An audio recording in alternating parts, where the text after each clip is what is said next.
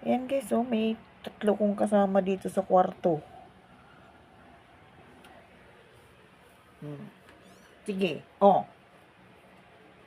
Kulit-kulit eh. Matulog na. Panglima yung dalawang mag-ina. Ayan, ganyan sa kwarto.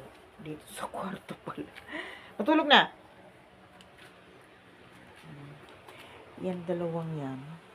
Magkalaban talaga yan. Kasi ito senior na to. Ito yung napulot ko na hindi ko alam kung tinapon o niligaw.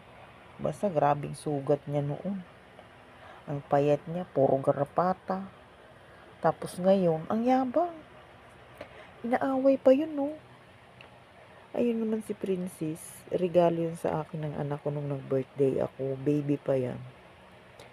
Kaya ako ang nagpalaki dyan. Kaya, grabe ako niyan ipagtanggol.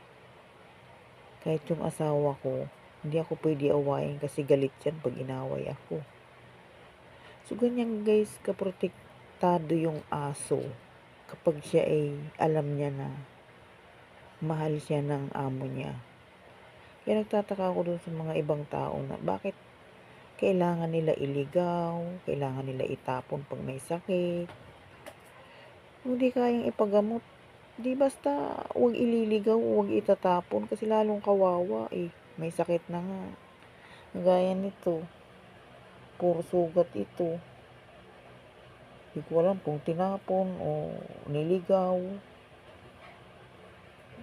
Ngayon oh, bait-bait niya.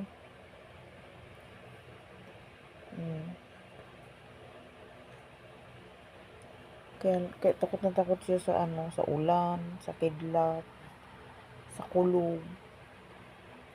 Kasi nga, nung nakuha ko siya, sobrang lakas ng ulan. Lakas ng kidlat, ng kulog.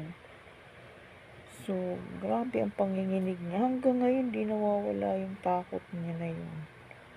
Grabing karapatan nito guys, ang napulot ko to. Tsaka payat. Ang itim ng balat. Ang pangit. Ngayon mayabang, inaaway yung palaki kong yun oh. Sa gitna namin niya naghihiga noon. At pag minsan nag-away kami mag-asawa,